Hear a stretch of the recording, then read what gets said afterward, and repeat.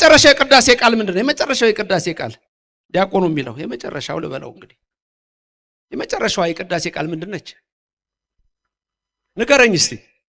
እቱ በሰላም እቺ ነች ደስ የምትለኛል። አንዱ መላከ ሰላም ሂድ ወደ ቤት ሲባል ደስ ትለኛለች አለ። እንደው የሚደክመዋል የሚሰለቸው ሌላ ቦታ አይሰለችም። እግሩን አጣምሮ ሲቀመጥ አይሰለቸውም። መጠጥ ላይ ሲቀመጥ አይሰለቸውም።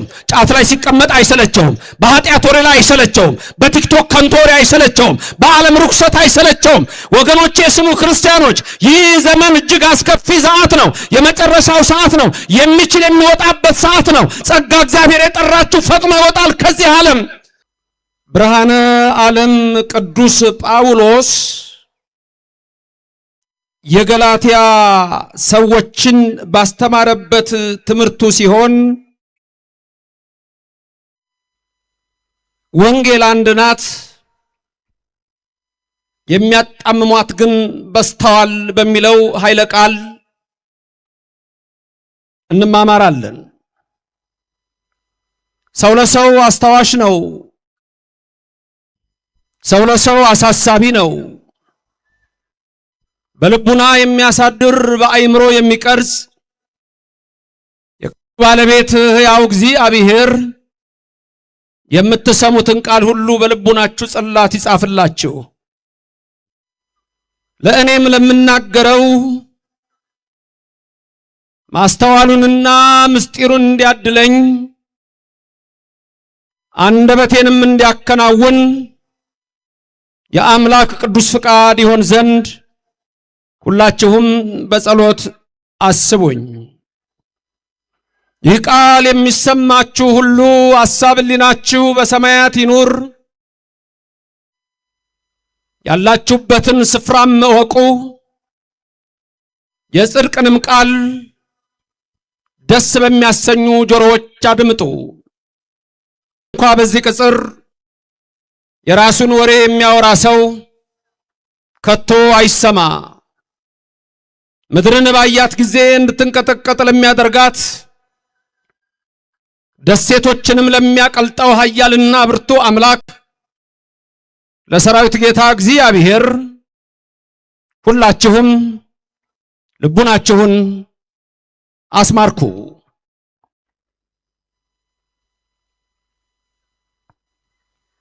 ጳውሎስ ሐዋርያ የገላትያ ሰዎችን በአንደኛው ምዕራፉ ላይ የሚናገረው ቃል እንዲህ የሚል ተጽፏል። የብርሃነ ዓለም ቅዱስ ጳውሎስ መልእክት ወደ ገላትያ ምዕራፍ 1 ከቁጥር 6 እስከ 9 በክርስቶስ ጸጋ እናንተን ከጠራችሁ ከርሱ ወደ ልዩ ወንጌል እንዲፈጥናችሁ እንዴት እንዳለፋችሁ እደነቃለሁ። እርሱ ግን ሌላ ወንጌል አይደለም። የሚያናውጧችሁ የክርስቶስን ወንጌል ሊያጣምሙ የሚወዱ አንዳንዶች አሉ እንጂ።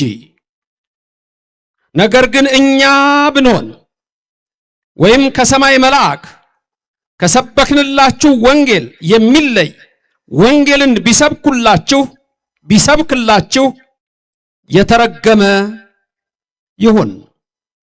አስቀድመን እንዳልን እንዲሁ አሁን ሁለተኛ ላለሁ ከተቀበላችሁት የተለየውን ማንም ቢሰብክላችሁ የተረገመ ይሁን። ለሶስተኛም ጊዜ ይሄንኑ ቃል በዚሁ ምዕራፍ ላይ ቅዱስ ጳውሎስ ወንጌል ማለት የምስራች ማለት ነው። ወንጌል አስቀድማ በብሉይ ዘመን ጭምር ትነገር የነበረች ናት። የኢትዮጵያ ኦርቶዶክስ ተዋሕዶ ቤተክርስቲያን እምነት በዓለም ላይ ከየትኛውም እምነት ይለያል። እንዴት? ለምሳሌ እኛን የሚመስሉ አብያተ ክርስቲያናት አሉ።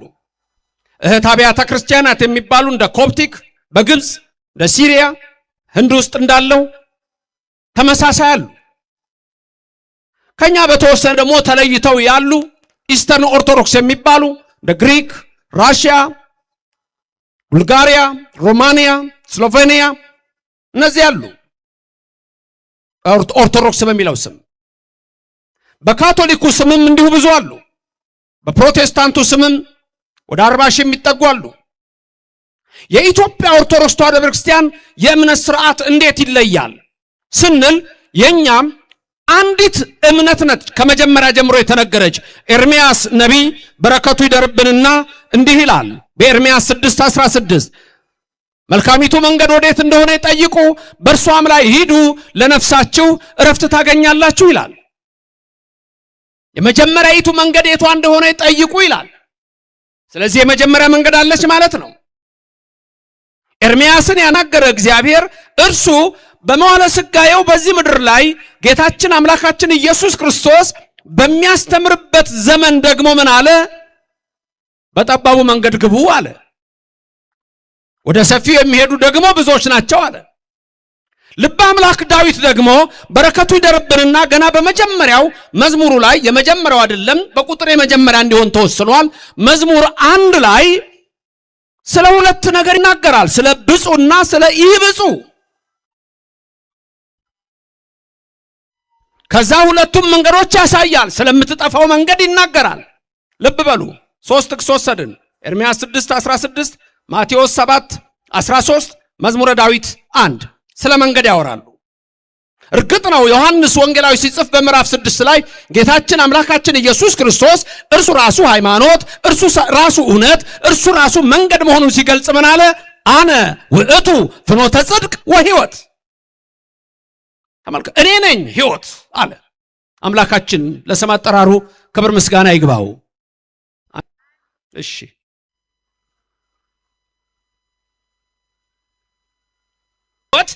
እኔ ነኝ ይላል። አሁን እዚህ ጋር ብርሃነ ዓለም ቅዱስ ጳውሎስ ያችን አንድ መንገድ ይነግራቸዋል። ያች አንድ መንገድ በሶስት ትከፈላለች። አንደኛ ሕገ ልቡና፣ ሁለተኛ ሕገ ኦሪት፣ ሶስተኛ ሕገ ክርስትና። ሕገ ልቡና ከአዳም እስከ ሙሴ፣ ሕገ ኦሪት ከሙሴ እስከ ዮሐንስ መጥምቅ፣ ሕገ ወንጌል ከዮሐንስ መጥምቅ በኋላ እስከ ምጽአት ሶስት ነች። አለቀ። በሶስቷ ደረጃ ነው ወደ መንግስተ ሰማያት የሚገባው። አሁን እቺ 3 ደረጃ ብትኖረው አንድ ሕፃን መጥቶ የመጀመሪያውን ደረጃ ይረግጣል። ሕገ ልቡና፣ ሁለተኛ እንደ ሕገ ኦሪት፣ ሶስተኛ ሕገ ወንጌል አለ። ከዛ ወደ እግዚአብሔር መንግስት ይገባል። ይሄ ነው 3ቱ ደረጃ። መስቀል ዲያቆን ይይዛል?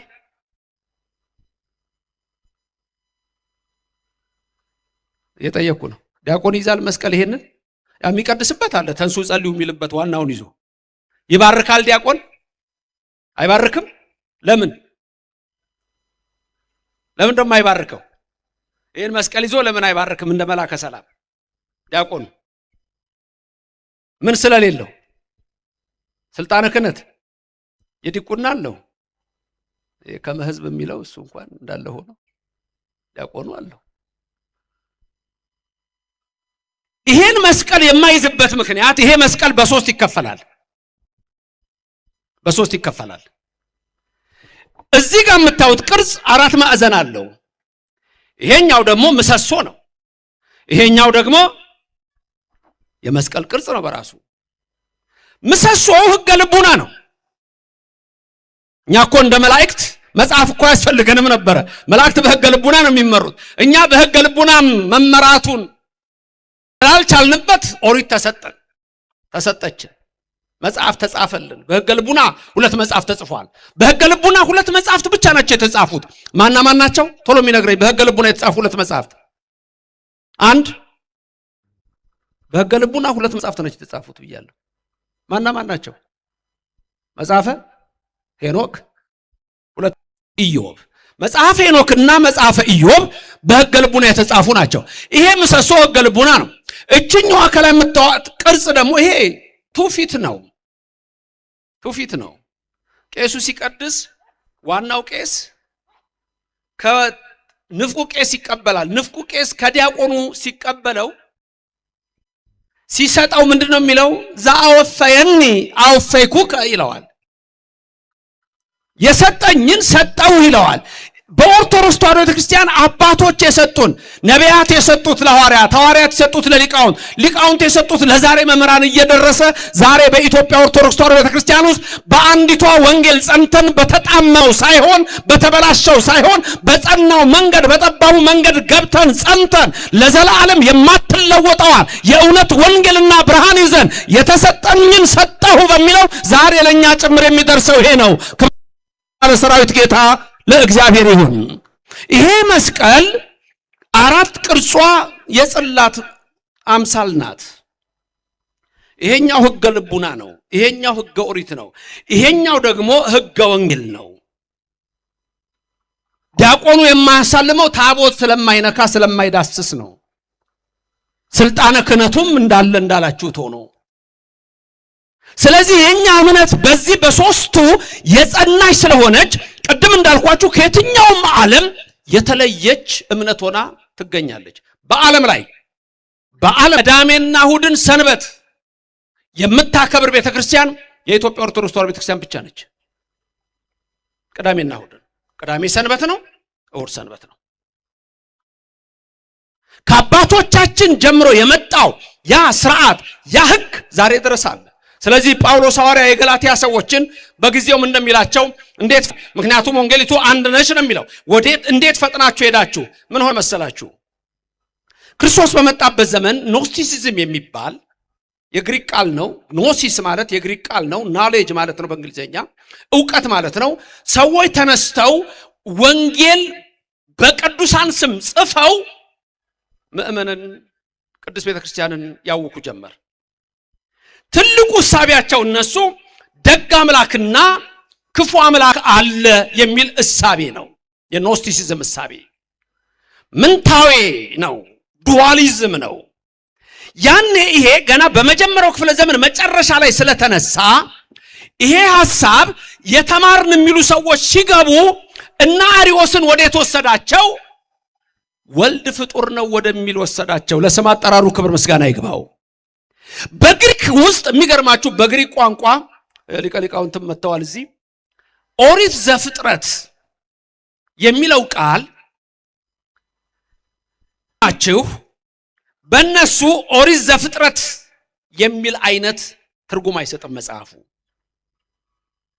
እርግጥ በትርጓሜው ሊቃውንቱ ሲያስተምሩ ኦሪት ዘልደት በሚለውም የልደትን ነገር ይዘረዝራል ተብሎ ያስቀምጣል።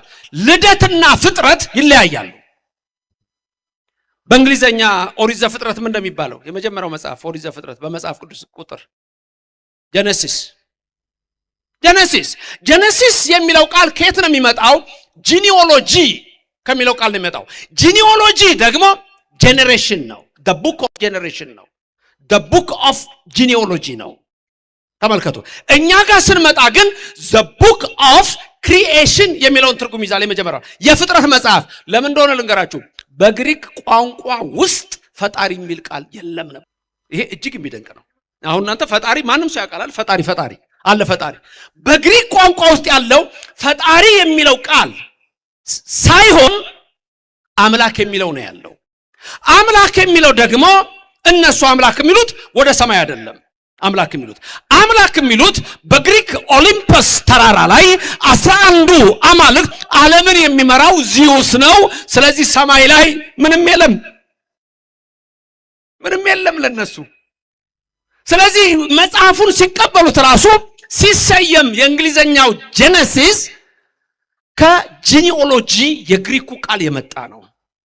የኛ ጋር ዘፍጥረት እንዳለ ሆኖ ዘልደት በሚለውም የሰባውን ሊቃናት 275 ዓመተ ምህረት ቅድመ ልደተ ክርስቶስ ስለተጠቀምንና ስላለኛ የሰባው ሊቃናት የምንለው ስላለ የዛንም ይዘን የምንተረጉመው ይኖራል።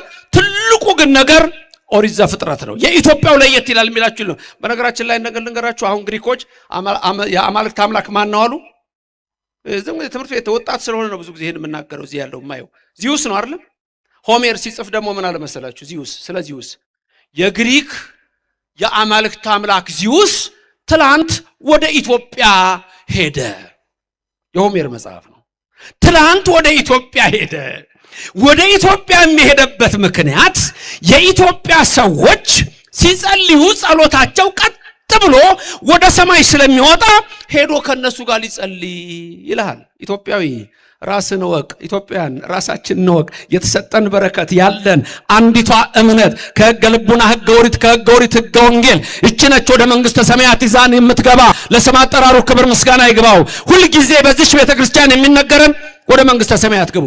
የመጨረሻ የቅዳሴ ቃል ምንድን ነው? የመጨረሻው የቅዳሴ ቃል ዲያቆኑ የሚለው የመጨረሻው ልበለው እንግዲህ የመጨረሻዋ የቅዳሴ ቃል ምንድን ነች? ንገረኝ እስቲ። እቱ በሰላም እቺ ነች ደስ የምትለኛል። አንዱ መላከ ሰላም ሂድ ወደ ቤት ሲባል ደስ ትለኛለች አለ። እንደው የሚደክመዋል የሚሰለቸው፣ ሌላ ቦታ አይሰለችም። እግሩን አጣምሮ ሲቀመጥ አይሰለቸውም። መጠጥ ላይ ሲቀመጥ አይሰለቸውም። ጫት ላይ ሲቀመጥ አይሰለቸውም። በኃጢአት ወሬ ላይ አይሰለቸውም። በቲክቶክ ከንቱ ወሬ አይሰለቸውም። በዓለም ርኩሰት አይሰለቸውም። ወገኖቼ ስሙ ክርስቲያኖች፣ ይህ ዘመን እጅግ አስከፊ ሰዓት ነው። የመጨረሻው ሰዓት ነው። የሚችል የሚወጣበት ሰዓት ነው። ጸጋ እግዚአብሔር የጠራችሁ ፈጥኖ ይወጣል ከዚህ ዓለም። ወለሳ አስገረቶሙ ጸጋ እግዚአብሔር ወሙ እምዓለም በሰዓቶሙ። የእግዚአብሔር ጸጋ የጠራቻቸው እነዚያ ፈጥነው ወጡ ይላል። በከመ ወፅአ ሎጥም ሰዶም፣ ሎጥ፣ ሰዶም፣ ገሞራ፣ ሱባማ፣ አዳማ፣ ሲባዮ በተመሳሳይ ጾታ ረክሰው እግዚአብሔር አምላክ ተቆጥቶ ሚካኤልና ገብርኤል ሁለቱን መላእክት ልኮ ከሰማይ ዲን ከምድርም እሳት ፈልቆ ያ ትውልድ ሲወጣ ሚካኤልና ገብርኤል ሎጥን ልጆቹን ይዘው ከልጆቹ ጋር አወጡት ይላል። እግዚአብሔር ከመከራ ይሰውራችሁ። በከመ ገብርኤል ኤልሳ ነቢይ ኤልያስን ተከትሎ እንደወጣ የሚወጣ ነው የሚድነው። እግዚአብሔር ያውጣችሁ፣ ከክፉ ይሰውራችሁ። አሜን ላልክ ይደረግልህ፣ አሜን ላልሽ ይደረግልሽ። አንደበትን ሰይጣን ለቆለፈው ደግሞ ይክፈትልህ። አሜን ያሉትን አሜን ይበል ነው እኛ ምርቃታችን። እቱ በሰላም የመጨረሻው ቃል ወንድም የነገረኝ እውነት እኮ ነው። እቱ በሰላም እኮ ወደ መንግሥተ ሰማያት ግቡ የምትለው ቃል ነች እኮ። በቀኝ የሚቆሙትን የመጨረሻዋ ኃጢአታችሁ ተወገደ፣ በደላችሁ ተወገደ። ተመልከቱ። ከዚህ በኋላ ወደ ቤት ግቡ ሲባል አሜን፣ ልክ ነው፣ እርግጥ ነው። እንቅፋት ሳይመታ ሾክ ሳይወጋ በሰላም ወደ ቤት ያግባችሁ። ሁሌ የሚጠብቃችሁ እግዚአብሔር ጋሻ ይሁናችሁ፣ ከለላ ይሁናችሁ፣ ቀኙ ይጋርዳችሁ፣ ከሚያስፈራ ነገር አገራችንንም እኛንም ይሰውረን። እቱ በሰላም መንግሥተ ሰማያት ግቡ ማለት ነው። ቤታችሁ መንግሥተ ሰማያት ነው እንጂ የምትገቡበት ቤት አይደለም። ለጊዜው ነው፣ እርግጥ ነው። ቅዳሴ ያስቀደሳችሁ፣ ስጋው ደግሞ ተቀበላችሁ፣ በቃ ቆረባችሁ። ገና ስትመጡ መጀመሪያ ምን ይሏችኋል? ካህናት ሲያዜሙ እኮ እንደው ከሰማችሁ እይበል ፈላሲ ዘገባ፣ በቃ አለቀ እኮ። እይበል ፈላሲ ዘገባ። እዚህ የሚመጣ መጻተኛ ነኝ አይበል፣ እያወጣኛል ይለየኛል አይበል። ይለየኛል አትበይ። ወደዚህ ስትመጡ ወደ መንግስቱ ሊያገባችሁ ነው የሚላችሁ። የአምላካችን ስም ክብር ምስጋና ይግባው። ካህናት ወጥተው ዲያቆናቱ በዚህ ሆነው በዚህ ሁለቱ ካህናት ሆነው አንድ እያጠኑ እናንተም ትላላችሁ አይደል? ስብሐት ወክብር ለስሉስ ቅዱስ ይደሉ ይላሉ ሁለቱ ካህናት። ምን ትላላችሁ አብራችሁ ከዲያቆናቱ ጋር? አሁን አያጥራኝማ ቢሆን ድምጽህ ከፍ ብሏል።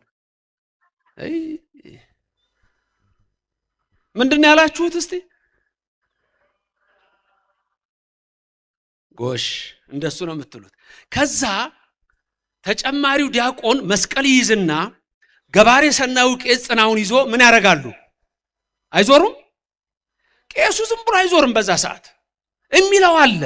ምንድነው የሚለው መሰላችሁ? በአማርኛው የሰራዊት ጌታ እግዚአብሔር አምላክ ሆይ በደ ኢያሱ ገብርክ በነዌ ልጅ በኢያሱ እጅ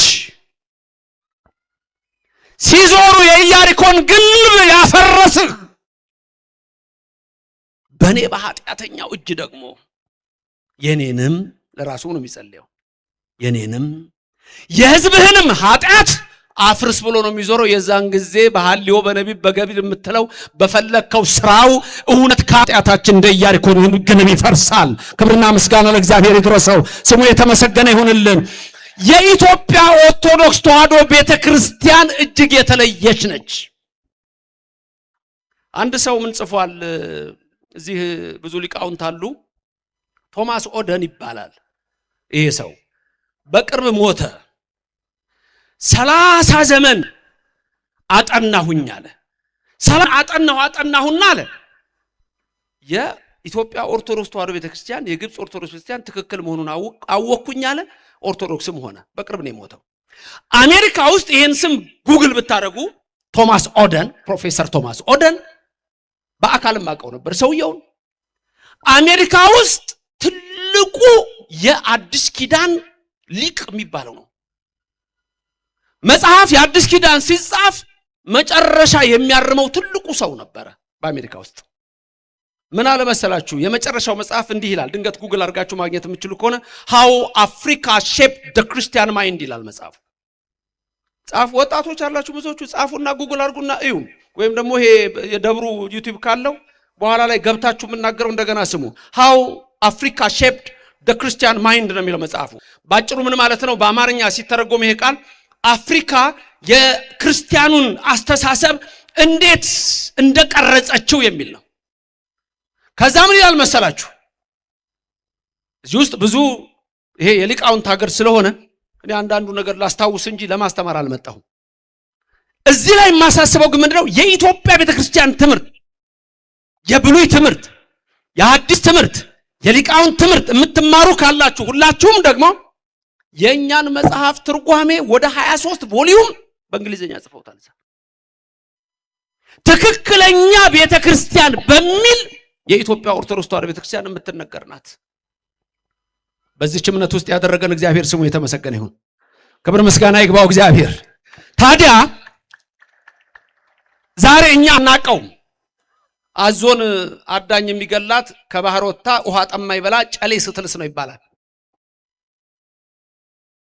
ባህር ውስጥ ነው ያለነው። ኢትዮጵያ የታደለች ሀገር ናት። የሊቃውንት ሀገር ናት። ያቺ እውነተኛይቱ ወንጌል ሳትበረስ ሳትሰረስ ሳትደለጽ ዛሬ ድረስ ያለችው ቤተክርስቲያን ይህንን እውነተኛ እምነት ይዛ ነው። የገላትያ ሰዎች ግን ቅድም ባልኳችሁ ግኖስቲሲዝም በተባለው ወይም ኖስቲሲዝም በተባለው እሳቤ የሐሰት ወንጌል ጻፉ። ከተጻፉት የሐሰት ወንጌሎች መካከል ጋስፕል ኦፍ ጁዳ የይሁዳ ወንጌል የሚባል አለ። እሱ ፍጹም የክርስቶስን አምላክነትና ክብር ለማጉደል ለስም አጠራሩ ክብር ምስጋና ይግባውና የተጻፈ መጽሐፍ ነው። ሁለተኛው ጋስፕል ኦፍ ጁዳ ከሚለው ቀጥሎ ጋስፕል ኦፍ ሜሪ ማግዳሊን የሚለው ነው። ማርያም መግደላዊት በሚል ስም ወንጌል ጽፈዋል። ያም እጅግ የተሳሳተ ነበር። ጋስፕል ኦፍ ቶማስ የሚባል አለ። በጣም የተሳሳተ መጽሐፍ ነው። ስለዚህ ጳውሎስ ሐዋርያ የገላትያ ክርስቲያኖች ምን ይላቸዋል? እንዴት ነው ፈጥናችሁ ወደ ልዩ ወንጌል የሄዳችሁት? ወንጌሉ እኮ አንድ ነው፣ ግን የሚያጣምሟችሁ ወንጌሉን በራሳቸው መንገድ በገዛ ፍላጎታቸው ተረጎሙ ይላል። እቺ ወንጌል እኮ አስቀድማ ተሰብካለች አለ። ገና መጀመሪያ እኮ ነው ወንጌል ተሰበከው። አዳም ከኛ አንዳንዱ ሆነ የሚለው እኮ ገና ዘፍጥረት ምዕራፍ 3 ቁጥር 22 ላይ እኮ ነው። ያኔ እኮ ነው ለአዳም ቃል የገባለት እኮ ወንጌል ነው። በሐሙስ ዕለት ወበመንፈቅ ዕለት እትወለድ ሞለት ወለት ከሚለው ቃል እኮ ያኔ ነው የተነገረው። ከድንግል ማርያም መወለድ እኮ ያኔ ነው የተነገረው። ድንግል ማርያምን ያሰናዳት እኮ ያኔ ነው። ቅዱስ ያሬድ አንጽዮ ሥጋሃ አደረ ላዕሌሃ ሲል እንደው ገብርኤል መጥቶ ሲያበስራት ነው ይላል። ዮም ወለድኩ ከሚለው ዛሬ ነው። ስለዚህ ጳውሎስ ሐዋርያ የገላትያ ክርስቲያኖችን ይገስጻል። ወደ ልዩ ወንጌል የሄዱትንም ካልተመለሱ 3 ጊዜ ነው የተረገመ ይሁን የተረገመ ይሁን የተረገመ ይሁን የሚለው። እናንተ ግን የተመረቀ ይሁን የተመረቀ ይሁን የተመረቀች ትሁን ከሚለው ናችሁና ለሥላሴ ክብርና ምስጋና ይድረሳቸው። በዚህች እምነት ያደረገን እግዚአብሔር ስሙ የተመሰገነ ይሁን። በዚሁ በገላትያ ምዕራፍ 3 ላይ እንዳልኳቸው አስቀድሞ እግዚአብሔር ስለተናገረ ምንድነው የሚለው? ለአብርሃም እግዚአብሔር አስቀድሞ ወንጌልን ሰበከለት ይላል። ለአብርሃም ወንጌል ተሰበከለት። ገላትያ ምዕራፍ 3 ላይ የምታገኙት ቁጥር 8 ላይ እግዚአብሔር አስቀድሞ ለአብርሃም ወንጌልን ሰበከለት ይላል። ብዙ ጊዜ ነው የተሰበከለት፣ አንዴ አይደለም። ለአብርሃም በዘር አሕዛብ ይባረካሉ ሲለው ወንጌል ነው። በተለይ አንድ ጊዜ 4ቱ ነገሥተ ኮሎዶ ጎሞር በአንድ ላይ ተነስተው 5ቱን ነገሥተ ሰዶም ወረሩ። የዛን ጊዜ የአብርሃምን ዘመድ ሎጥን ጭምር ከብቶቹንም ማርከው አራቱ ነገሥተ ኮሎሎ ጎሞር አምስቱን ነገሥታት ድል መጥተው ዘርፈው ሄዱ። ወሬ ለአብርሃም መጣ። እንዲሆነ አሉት። አብርሃም በቤቱ ያሉትን ቆጠረ። ሄዶ ሎጥንም ሊመልስ ሄዶ እነዛንም ድል ሊመታ ስንት ሰው አገኘ? አብርሃም 318 ሰራዊት ይዞ አራቱን ነገሥተ ኮሎሎ ጎሞር ድል ለማድረግ ሄደ። እውነት ነው፣ እግዚአብሔር ከሱ ጋር ነበረ። ዘመተ፣ እግዚአብሔር ድል ሰጠው። ከዛ በኋላ ሎጥንም ይዞ ተመለሰና መጣ። አሁን አብርሃም በ318 ሰው የአራት ነገሥታት ሰራዊትን ድል መጥቶ የአምስት ነገሥታትን በደል ሲክስ፣ ይሄ አሁን የሰው ነው ወይስ የእግዚአብሔር? የማን ነው? ከሰው ነው ወይስ ከእግዚአብሔር? ምን ይመስላችኋል? ከእግዚአብሔር። አንዳንድ ሰው በራሱ ሊመካ ይችላል። እኔ ነኝ ያረኩት ሊል ይችላል። ነቀነቅ ነው አለችው አሉ እንቁራሪት። በድልድይ ላይ ሄዳሉ ከዝሆን ጋር ሲሻገሩ፣ ዝሆኑም ሲሄድበት ድልድዩ እንዲህ ያለ ቀና በላ ነቀነቅ ነው አለችው። ነቀነቅ ነው። አቅም የማያውቅ ሰው እኮ ሁሌ ራሱ ያደረገ ይመስለዋል። በማን ነው የምንኖረው? ንገሩ። በዚህ ሰዓት 5 ደቂቃ አየር ቢቆም ዓለም ላይ ሰው ይኖራል? በማን ነው የምንኖረው? ንገሩኝ። ፀሐይ ከማን ነች? ጨረቃስ ከማን ነች? ዝናብ ከማን ነው? ቀንና ውሃዎች ከተፈጠሩ ጀምሮ የሚፈሱት በማን ነው? ንገሩኝ ሁላችሁም፣ በማን ነው? ክብር ምስጋና ለስሙ ይድረሰው። ማን ይመስለህ ከምና አማልክት እግዚኦ? ከአማልክት መካከል የሚመስልህ አንተን ማን ነው? አንዲት ብልቃጥ ውሃ ማምጣት አይችሉም አማልክት የተባሉ ወይም የዓለም መሪዎች ወይም ነገሥታት የተባሉ። ሁሉን ማድረግ የሚችል የኔና የናንተ አምላክ ስሙ እግዚአብሔር የተባለ የሁላችን አምላክ ነው። ከዘላለም እስከ ዘላለም ለስም አጠራሩ ክብር ምስጋና ይግባው። ማን ይመስልሃል? ከአማልክት የሚመስልህ የለም ሲል ነው። አብርሃም ኃይል ተሰማው። ከዛ በኋላ እግዚአብሔርን ጠየቀ። እንዴ በእኔ ዘመን ነው እንዴ አብ ሆይ ልጅህ ወልድ የሚመጣው? በመዋዕሊኑ ትፌኑ ለወልደከ ለቃለከ፣ በእኔ ዘመን ነው ልጅህ የሚመጣው አለው። አብርሃም አለው። ወንጌል ለአብርሃም ተሰበከ የሚለው ገላትያ 3:8 ነው። አብርሃም ርወ ዮርዳኖስን ተሻገርና ሂድ፣ ወደ ሳሌም ሸለቆ ሂድ፣ እዛ አንድ ሰው ታገኛለህ። ይህ በዘፍጥረት 14 የተጻፈ ታሪክ ሲሆን ቅዱስ ጎርጎርዮስ ደግሞ ካሉን ቅዳሴዎች በአንዱ በቅዱስ ጎርጎርዮስ ቅዳሴ ላይ ይሄ በደንብ ተጽፏል። በተለይ የሆሳዕና ዕለት ስታስቀድሱ ይህን ቅዳሴ ትሰማላችሁ። አብርሃም ዮርዳኖስን ተሻገረ። ከዚያ በኋላ ሄደ በሳሌም ሸለቆ እንዲህ ብለህ ተጣራ ብሎት ነበር። የእግዚአብሔር ሰው ሆይ ብለህ 3 ጊዜ ተጣራ አለው። ወደዛ ወደ ሞሪያ። ከዛ በኋላ 3 ጊዜ ድምፁን ከፍ አድርጎ ተጣራ። የእግዚአብሔር ሰው ሆይ፣ የእግዚአብሔር ሰው ሆይ፣ የእግዚአብሔር ሰው ሆይ ብሎ ተጣራ። የዛን ጊዜ መላ ሰውነቱ ጠግር የተመላ አንድ ታላቅ ሰው በዚያ ወጣ። ይህ ታላቅ ሰው ህብስተ አኮቴት ጽዋ በረከት ይዞ ህብስተ በረከት ጽዋ ይዞ በዛ ሰዓት ለአብርሃም መጣ፣ ተገለጠለት። ወንጌል ለአብርሃም ተሰበከች የሚለው ጳውሎስ ይህን ስለሚያውቅ ነው። መልከ ጼዴቅ ማን ነው? በአይሁድ ዘንድ ቁጥር የለውም፣ አባትና እናት የለውም ይላል ቅዱስ ጳውሎስ በዕብራውያን 7። አባትና እናት የሉትም ማለት መልከ ጼዴቅ ቁጥሩ ከአይሁድ አይደለም፣ ከኛ ወገን ነው። እሱ ከአይሁድ ወገን አይደለም። ህብስተ አኮቴት ጽዋ በረከት ይዞ የተቀበለው አብርሃምን ያ መልከ ጼዴቅ ቁጥሩ ከዚህ ነው፣ ከካም ልጅ ነው። ሞሪያ ተራራ ነው ሄደው። የሞሪያ ተራራ ኋላም ለንግስት ሳባ ሶሎሞን እንደ ኤምባሲ እንደ ዛሬ ኤምባሲ እንደሚባለው ለሷ የሰጣት ነው። ያ ቦታ በጠቅላላ ጥንት በኢትዮጵያን የተያዘ ነው። ጌታ የተጠመቀበት፣ ጌታ የተሰቀለበት፣ ጌታ የተቀበረበት፣ ዮሐንስ መጥምቅ የሚያስተምርበት በጠቅላላ የኢትዮጵያ ቦታ ነበር። በጠቅላላ ይሄን ደግሞ በዚያው ዘመን የነበረ ሰው ጽፎ አስቀምጦታል። ያ ሙሉ ዶክመንት አለኝ እኔ። በዛው ዘመን የነበረ ሰው በሄደበት ሁሉ ያገኛቸው የነበሩት ኢትዮጵያን ነበሩ። ያ ቦታ ኢትዮጵያን ነበረ። ቆስጠንጢኖስ ከነገሰ በኋላ ቅድስት እሌኒ ስትመጣ ግን በተለያየ እየሰፋ ሲሄድ የኛም ቦታ ለቀቀን። በቅርብ ጊዜ ግን በጣም የደነቀኝ ናሽናል ጂኦግራፊ በሰራው ዶክመንተሪ ላይ እዛ ላይ ምን አድርጎ አስቀምጧል? በ17ኛ ክፍለ ዘመን ኢትዮጵያውያን ግብር መክፈል አቅቷቸው ያን ቦታ ሌሎች ወሰዱት ተብሎ ተጽፏል። ያሳዝናል። እኛ እኮ እግዚአብሔር የሰጠን ክብር ታላቅ ነበር። እርስ በርሳችን ብንስማማ፣ እርስ በርሳችን ብንዋደድ፣ እርስ በርሳችን ብንፈቃቀር፣ የዓለምን ርኩሰት ብንተወው፣ ሁላችንም ያን የቀደመ ክብራችንን ብናይ፣ ዛሬ ያለው የተራ ሰዎች አስተሳሰብ የጄኔራል ዶቦኖ የእንግሊዝ ጽሑፍ እሱ ዛሬ አውኮን እርስ በርሳችን ተከፋፍለን እንጂ የኛ አንድነትና ክብራችን ሲጸና ያን እግዚአብሔር እንዳለው እስከ ታላቁ ተራራ ድረስ የምንከብር ሰዎች ነን። የሚረግጥ የሚሰፍር ሕዝብ የተባለው ይሄ ሕዝብ ነው። ለስም አጠራሩ ክብር ምስጋና ይግባው።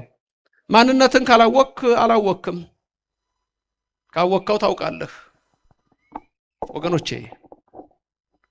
መልከጼዴቅ ህብስተ አኮቴት ጽዋ በረከት ይዞ መጣ ማለት ወንጌል ብልጭ ብላ ታየች፣ አዲስ ብልጭ ብላ ታየች። ለአብርሃም ተሰበከለት። ያኔ ከዚች ወንጌል እንዴት ፈጥናችሁ ሄዳችሁ?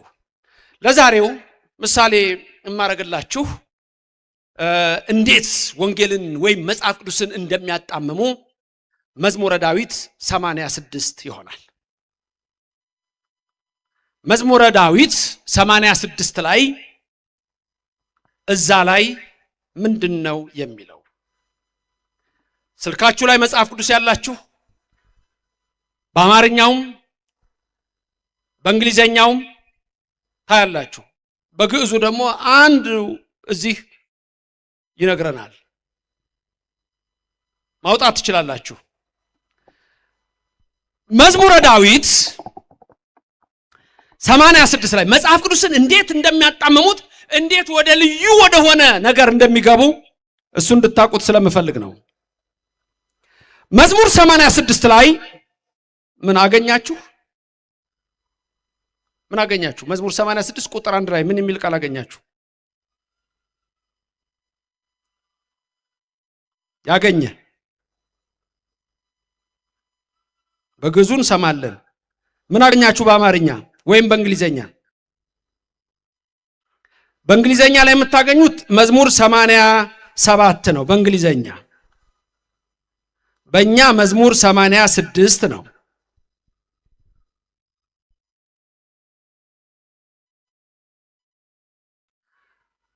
በአማርኛ ያገኘ ቶሎ ድምፁን ከፍ አድርጎ የሚነግረኝ የለም? ስልካችሁ ላይ መጽሐፍ ቅዱስ የላችሁም? እቤት ነው ያላችሁ? እሺ መጽሐፍ ቅዱስ ያላችሁ እስቲ ምልክት ስጡኝ። እቤታችሁ መጽሐፍ ቅዱስ ያላችሁ፣ እቤታችሁ መጽሐፍ ቅዱስ ያላችሁ። እሺ የሌላችሁ መጽሐፍ ቅዱስ ቤታችሁ የሌላችሁ፣ እሺ ሌሎቻችሁ ቢኖረኝ ባይኖረኝ ምን አገባህ ያላችሁ እንደሱ ነው። ታዲያ እጅ ካላወጣችሁ ታዲያ ምን ልበላችሁ? እሺ መዝሙር 86 ቁጥር 1 በአማርኛ ያገኘ ከዚህ ከሊቃውንቱ ልሰው ነው ከመምህሮቻችሁ ከካህናቱ። እሺ ምን አገኘህ አባቴ? እዚህ ነግረውኛል እሳቸው። አንተ እጅን ያወጣሁ ምን አገኘህ? ድምፅን ከፍ አድርገህ ና እስቲ ፈጠን ብለህ ና ወደዚህ ና ፈጠን ብለህ አይዞህ ና ግድ የለም ና። ባለ ነጠላው መጣ። እሺ ያኛውን ነበር ያልኩት አንተ ና። እሺ በእንግሊዘኛው ያገኘ አንድ ሰው መዝሙር 86 ቁጥር 1 እንግሊዘኛው ላይ ሳም 87 ቨርስ 1 ምን አገኘህ አባቴ? መዝሙር 86 ቁጥር 1 በአማርኛው ምን አገኘህ? አቤቱ ጆሮውን ወደ እኔ አዘንብል። አይመስለኝም እሱ ስገምት። አሁን ያለው ስንት ላይ ነው? 87 አድርገው። ስልክ ላይ አይደል ያለው? 87 አድርገው። እንዲሁ እንዳደነበሩን ይኖራሉ።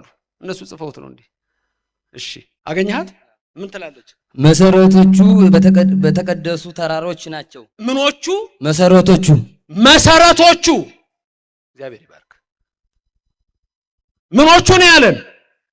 መሰረቶቹ እንግሊዘኛውስ ምን እንደሚለው መሰረቶቹ ለሴት ነው ለወንድ ነው? ኧረ አሁንማ ልመጣ ነው እሱ ጋር። መሰረቶቹ ለወንድ ነው ለሴት? ጾታው ለሴት ነው ለወንድ? ለወንድ አይደል? እነሱ ያሉትን በሉት ድገሙት። መሰረቶቹ በተቀደሱ ተራሮች ናቸው። ምኖቹ? መሰረቶቹ የሱ አይደለም? ውእቱ የሱ።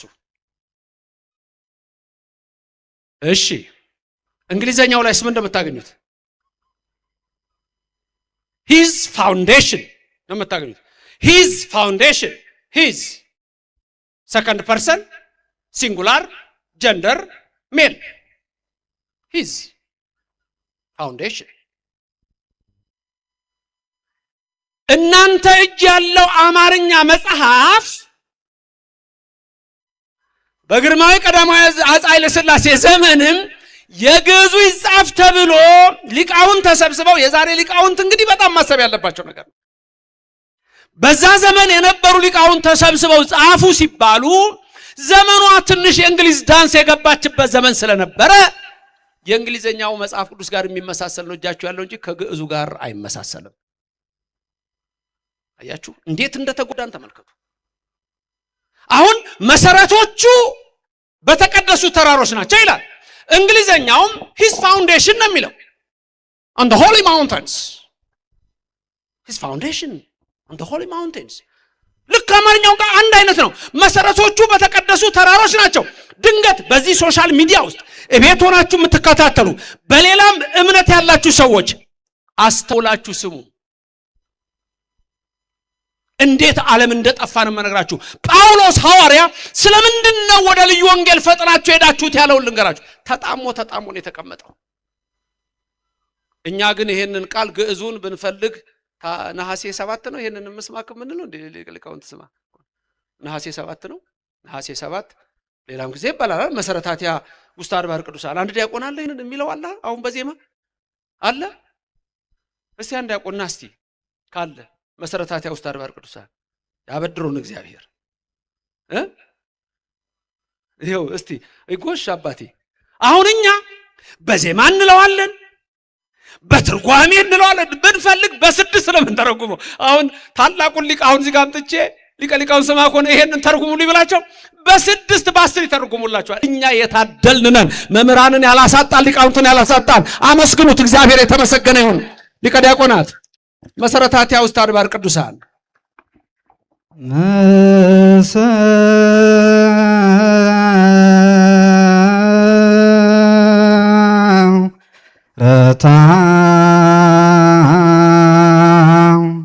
መሰረታቲያ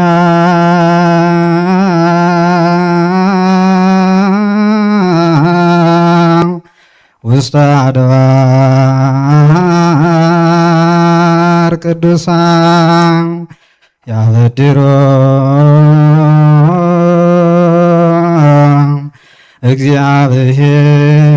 እግዚአብሔር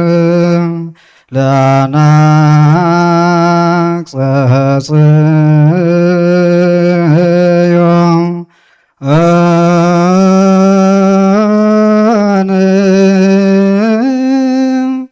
እምኩሉ ታየኔሁ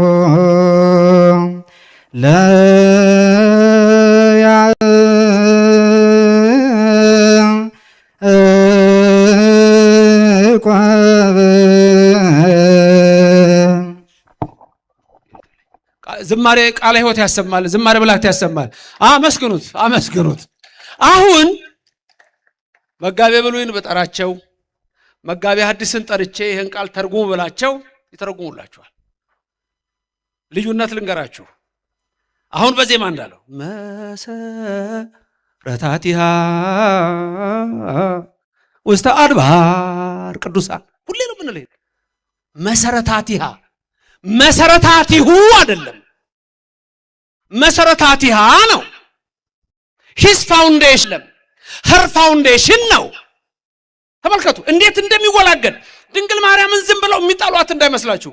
መጀመሪያ ስለ ክርስቶስ ስለ ድንግል ማርያም ስለ መዋዕለ ሥጋዌው ከመጽሐፍ ቅዱስ ውስጥ ከብሉይ ከሐዲሱ ተቆርጦ ተጥሏል። አሁን እናንተ ከዚህ ቤተክርስቲያን ለሚወጡ ሰዎች ማልቀስ ነው ያለባችሁ፣ ማዘን ነው ያለባችሁ። ወዴት ነው የወጡት? ወዴት ነው ሄዱት? መጨረሻ እንደሆነ አያዋጣ። የማቴዎስ ወንጌል ምዕራፍ 7 ቁጥር 1 ላይ በዛ ሰዓት ጌታ ሆይ ጌታ ሆይ ጌታ ሆይ ይሉኛል፣ እኔ ደግሞ አላውቃችሁም እላቸዋለሁ።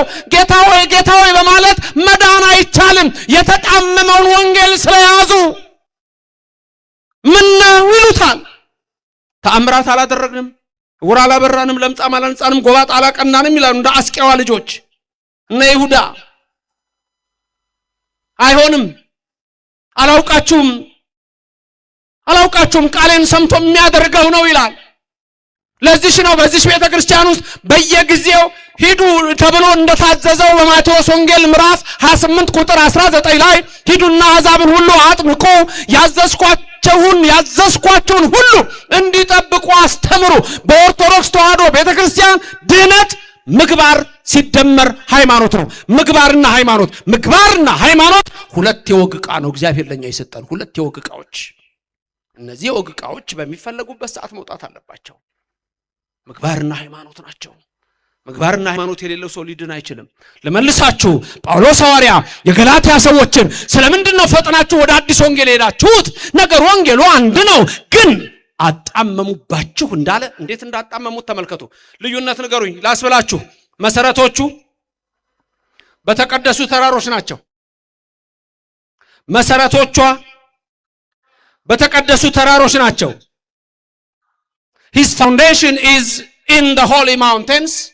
ሁለተኛው ደግሞ her foundation is in the holy mountains. መሰረቶቹ በተቀደሱ ተራሮች ናቸው። መሰረቷ በተቀደሰ ተራራ ነው።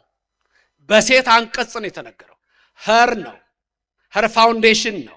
መሰረታቲሃ ነው። መሰረታቲሁ አይደለም። እንግሊዘኛውና አማርኛው ዜሮ ገባ።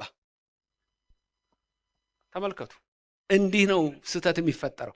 ለዚህ ነው የኢትዮጵያ ኦርቶዶክስ ተዋሕዶ ቤተክርስቲያን ሊቃውንት፣ እዚህም ያላችሁ የብሉይ መምህራን፣ የሐዲስ መምህራን፣ ሌሎችም የሊቃውንት መምህራን ሁላችንም ብንሆን የግዕዙ ወደ አማርኛ የሚተረጎምበት ሙሉ በሙሉ መፈቀድ ነበር። እንዲህ ነው ሰው የሚወድቀው። መሰረቶቹ አሁን ምንድነው እንደዛ ቢባል ችግሩ ካላችሁ፣ መጀመሪያ ትክክለኛ ትርጉም አይደለም። ቆይ እኔ አንድ ጊዜ የውጭ ሀገር ሰው ነው እርግጥ his foundation is in the holy mountain የሚለው ምንድነው አልኩት። መሰረቶቹ በተቀደሱ ተራሮች። እስቲ እናንተ ምን ትላላችሁ? መሰረቶቹ በተቀደሱ ተራሮች የማ መሰረት ነው በተቀደሱ ተራሮች የሚኖረው? እኛ አሁን እንደሰማችሁት መሰረታቲያ ውስጥ አድባር ቅዱሳን ብለን የያዕቆብን ድንኳኖች እንዴት እንደሚወድ ከገጠሩ ከተማ ያትርጉም የሚነገረውን ቤተ መቅደስ ልንል እንችላለን፣ ቤተ ክርስቲያን ልንል እንችላለን። እመቤታችንን ደግሞ እናመጣለን። ተመልከቱ። መሰረቶቿ የሚለው አንዱ ትርጉም ለእመቤታችን ነው። የሚነገረው በሴት አንቀጽ ነው። ቤተ ክርስቲያን በወንድ አንቀጽ ነው የምትነገረው፣ በሴት አንቀጽ። በምንድን ነው? ሰላም ለከ ቅዱስ ቤተክርስቲያን፣ ሰላም ለከ ቅዱስ ቤተክርስቲያን ነው። ሰላም ለኪ ቅዱስ ቤተክርስቲያን፣ ሰላም ለኪ ቅድስት ቤተክርስቲያን። ቄሱ ሲል ሁል ጊዜ ንስግድ ካለ በኋላ ሰላም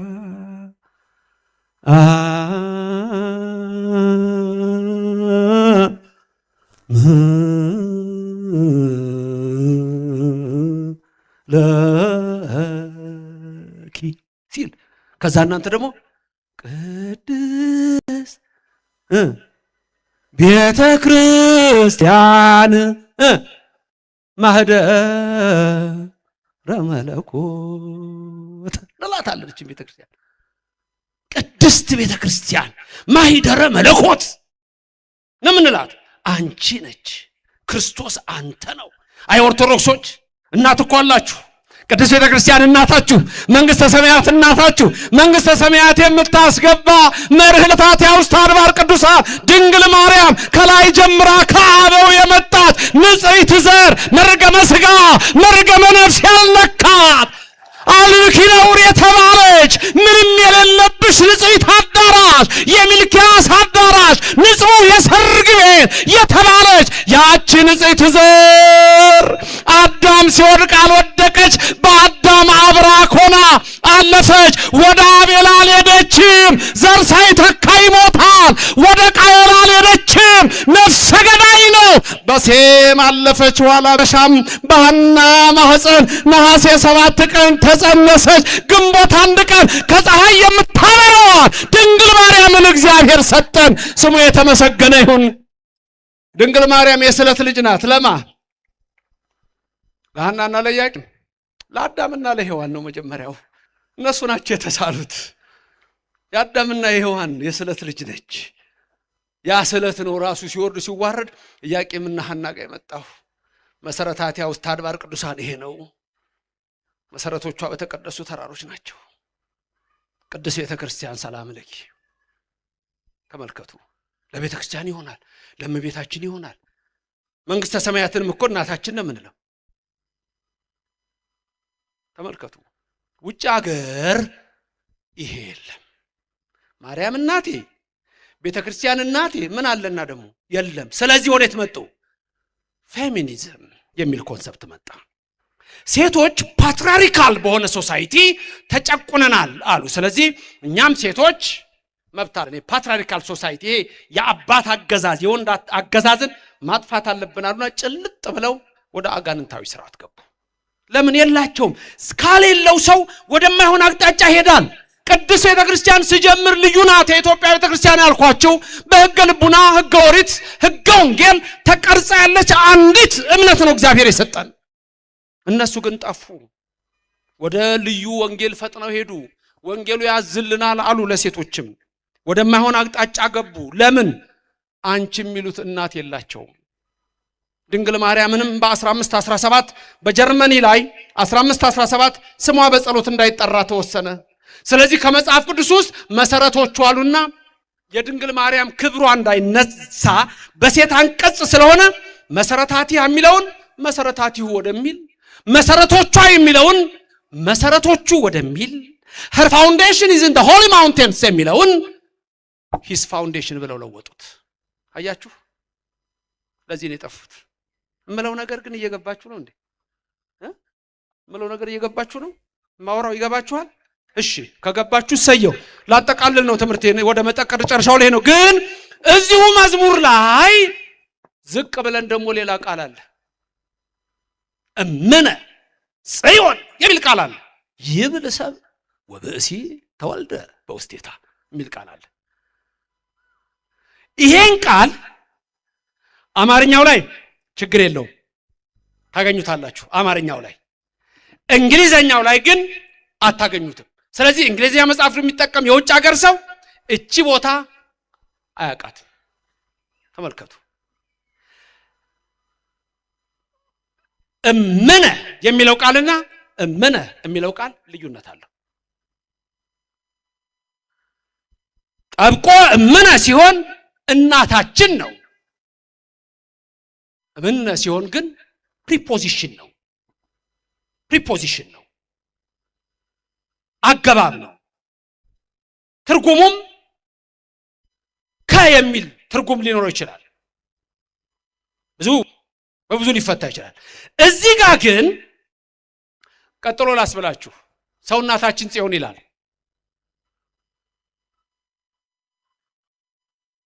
በምንድን ነው የምትሰሙት ቋንቋ? የትኛው ነው በደንብ የምትሰሙት? አማርኛ ነው? እሺ ከኔ ቀጥላችሁ በሉ። ሰው እናታችን ጽዮን ይላል። በውስጧም ሰው ተወለደ። ቃሉ ይገርማል አይደል? ሰው ምን ይላል? እናታችን ጽዮን በውስጧም ሰው ተወለደ። ይደንቃል እኮ ስታዩት። ሰው እናታችን ጽዮን ይላል፣ በውስጧም ሰው ተወለደ። ይሄ ሚስጥረ ስቅ። ሰው እናታችን ጽዮን ይላል። እሺ ጽዮን ኢየሩሳሌምን ጽዮን ልንል እንችላለን። ዋናው ግን እዚህ ጋር ስናመጣ ይሄ መዝሙር በነገራችን ላይ መዝሙር 86 ስለ 3 ነገር ይነገራል። ሲጀምር ገና ስለ ትሩፋን ሊሆን ይችላል፣ ስለ እመቤታችን አለ፣ ስለ ምእመናንም አለበት ብሎ ነው የሚጀምረው። የአባቶቻችን ትምህርት። ሰው እናታችን ጽዮን ይላል፣ በውስጧም ሰው ተወለደ የሚለው ቃል ዝም ብላችሁ ስታዩት ስለ ድንግል ማርያም ሊሆን ይችላል አይችልም? ይችላል አይችልም? ይችላል። ምክንያቱም ሰው እናታችን ጽዮን ይላል፣ ድንግል ማርያም በውስጧም ሰው ተወለደ፣ ከስጋዋ ስጋ ከነፍሷ ነፍስ ነስቶ ወልድ ከድንግል ማርያም ተወለደ። ተመልከቱ። ወደዚህ እንመጣለን። መሰረቶቿን ከላይ አመጣ ነገረን። ከዛ በኋላ እሷ ደግሞ ወልድን እንደምትወልደው ተነገረ። ይሄን ቃል እንግሊዘኛው ላይ ምን ብለው እንደተረጎሙት ልንገራችሁ። ሰው እናታችን ጽዮን ይላል፣ በውስጧም ሰው ተወለደ የሚለውን እኛ እምነ ጽዮን ይብል ሰብ ወብእሲ ተወልደ በውስቴታ የሚለውን እነሱ ምን አደረጉት? እምነ ጽዮን የሚለውን ፍሮም ዛየን አሉት። ተመልከቱ። ፍሮም ዛየን ፍሮም ዛየን ካለ ምን ሊሆን ነው? ከጽዮን እናታችን ጽዮን ይላል የሚለው እንግሊዘኛው ላይ አታገኙትም። እንደዚህ ነው ነገር የተበላሸው። እንደዚህ ነው እምነት የጠፋው።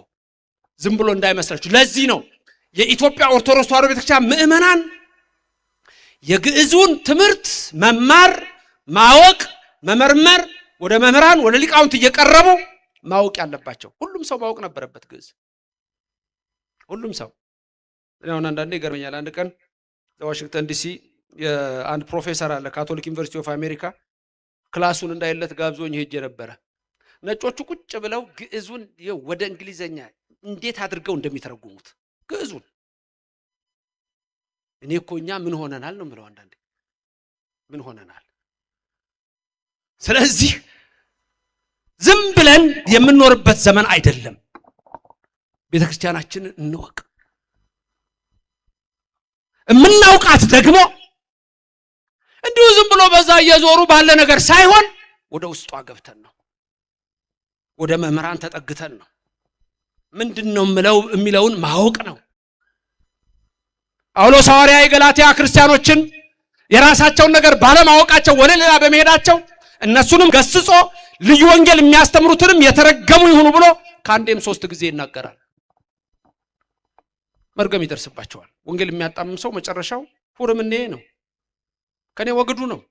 ታምር ሰራው፣ ለምጻ ነጻው፣ ጎባጣ ቀናው አይሰራም።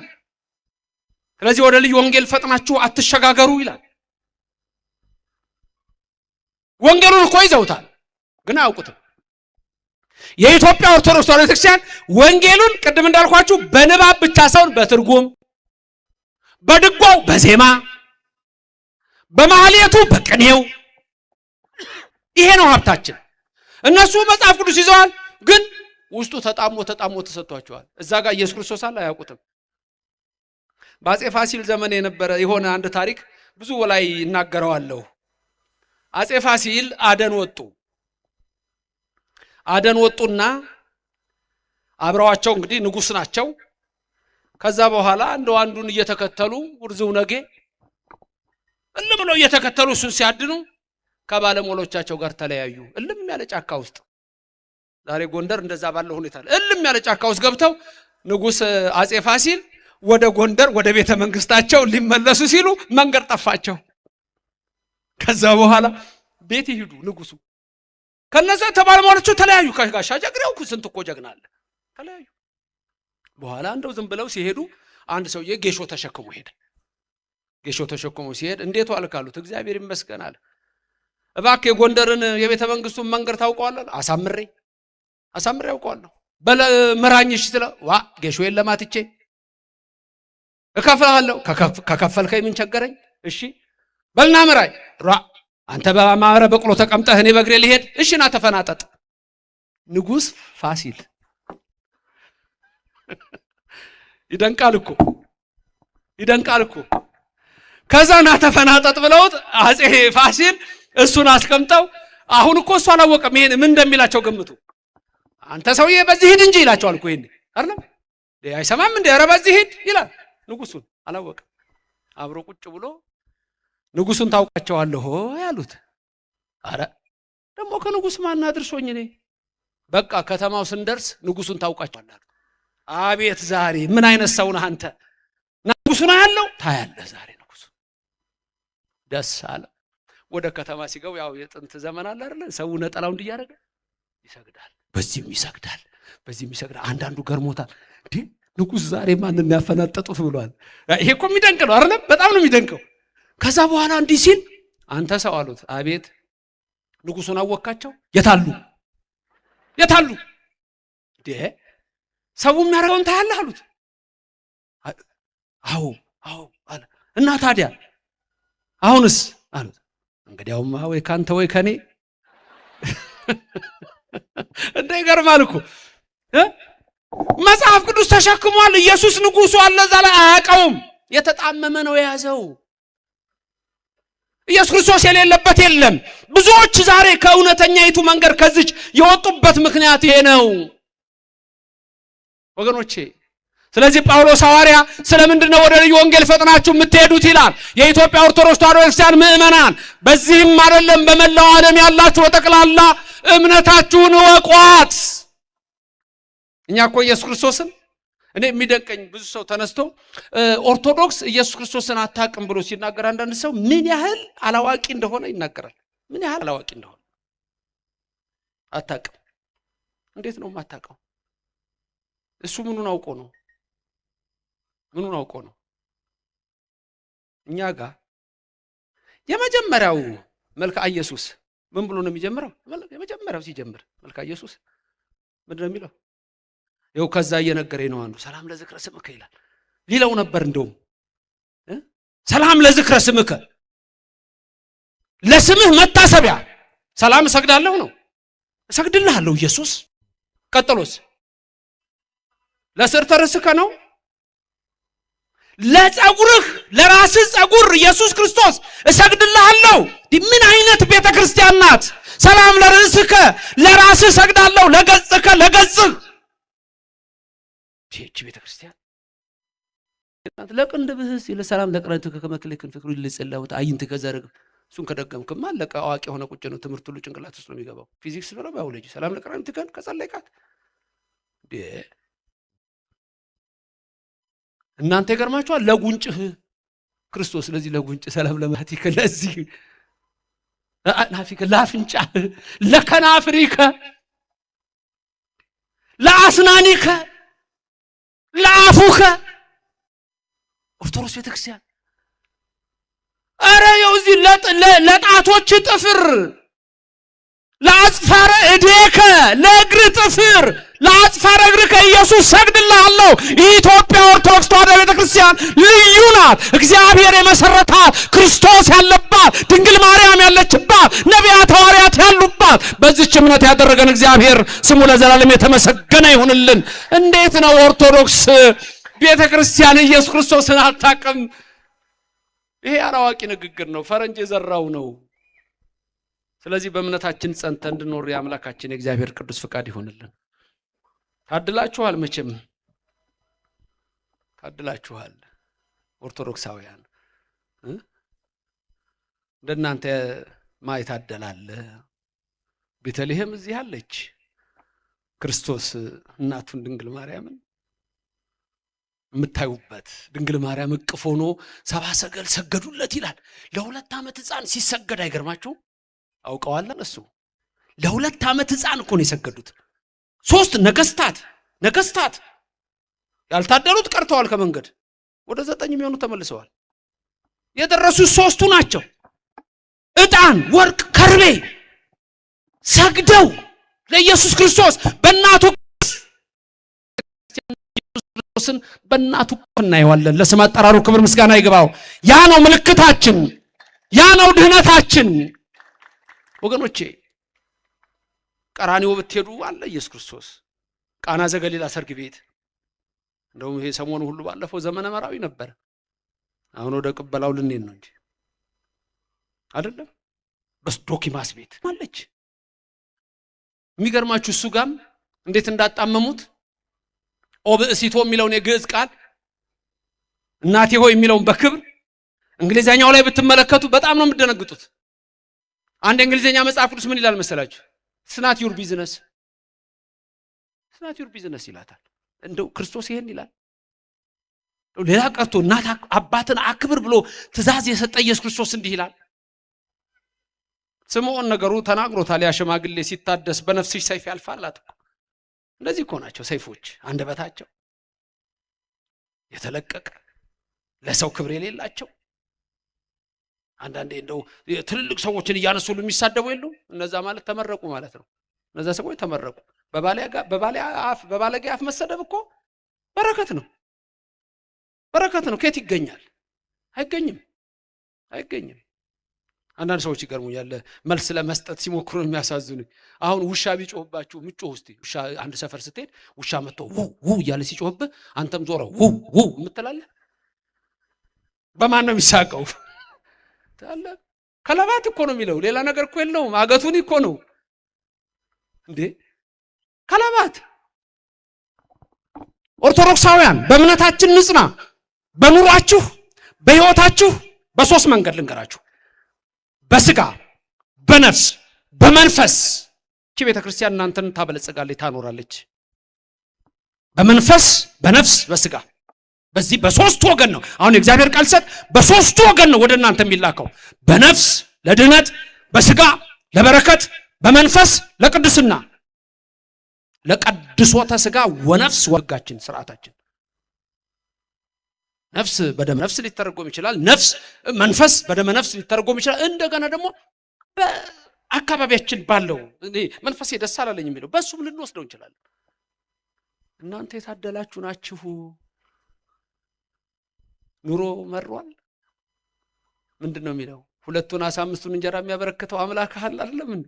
ጠጋ በልና እጅህን ዘርጋ ለደቀ መዛሙርቱ ይሰጥ ገባ። አንተም እንዴ አትቅር፣ አንቺም አትቅሪ፣ ግቡ። የታደለ ኦርቶዶክሳዊ ነው። ኑሮ ቢመር ቢጎድል እንደ ዶኪማስ ጓዳ።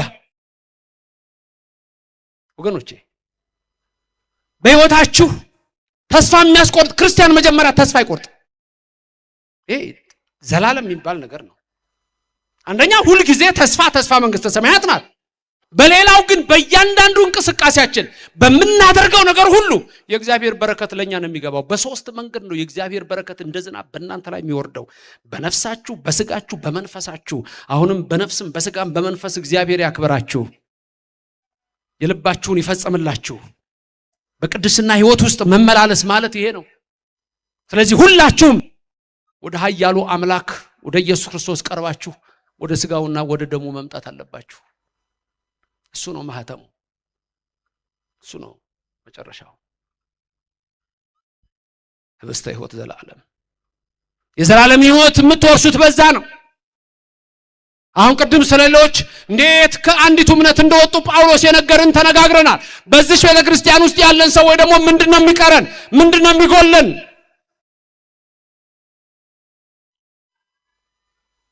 ከእግዚአብሔር ጋር ያለን ግንኙነት እንዴት ነው? በየቀኑ ትጸልያለህ ሆይ? በየቀኑ ትጸልያለሽ ሆይ? የግዝት በዓላት ካልሆኑ በስተቀር ቢያንስ 41 ትሰግዳላችሁ ሆይ? ቢያንስ 41 ትሰግዳላችሁ ሆይ? ቅዳሴ ታስቀድሳላችሁ ሆይ? ወደ ስጋው ደግሞ ትመጣላችሁ ሆይ? ዝም ብሎ ዘሎ አይደለም የሚመጣው። የንስሐ ህይወት ያስፈልጋል። አንዳንዶቹ ለምን ስጋው ደግሞ ማትቀርቡት? ኃጢአቴና በደሌ ብዙ ነው፣ ቆይ ትንሽ ነገር ትቀረኛለች፣ ቆይ ትንሽ ነገር ትቀረኛለች። ብዙዎቻችሁ እዚህ ያላችሁ ሰዎች ምን እንደሚቀር ትንሽ ነገር እድሜህን ታውቀዋለህ ልኩን። ከመምህረ ንስሐ ከደረሳችሁ ወደ እግዚአብሔር ከቀረባችሁ ደግ እግዚአብሔር እኮ ነው ያለው። ደግ እግዚአብሔር 100 ብር ከኪሳችሁ ጭቃ ላይ ቢወድቅ ጥላችሁ የምትሄዱ እዚህ ውስጥ ማንም የለም። አትተው አትሄድም። 100 ብር ወድቆ ጭቃ ቢነካብህ ትተው ትሄዳለህ? ታነሳዋለህ? ታነሻለሽ? ኢየሱስ ክርስቶስ ወደ መንግስቱ ያገባችኋል። በእውነተኛይቱ ወንጌል ጽኑ፣ ከተጣመመውም ራቁ። ለዚህም እግዚአብሔር ከኛ ጋር ይሁን። ያስተማረን የመከረን የገሰጸን አምላካችን እግዚአብሔር ስሙ የተመሰገነ ይሁን። ቅድስት ድንግል ማርያም በቀኝ በግራ ትቁምላችሁ፣ ከፊት ትምራችሁ፣ ከኋላ ትከተላችሁ። በልቡናችን ከልጇ ጋር ነግሳ ለዘላለም ትኑር። ክብርም ምስጋናም ለሥላሴ ይሁን። በነገ ጠዋትና በነገ ማታም ትምህርት እንገናኛለን። ክብርም ምስጋና እግዚአብሔር አሜን ለዘላለሙ።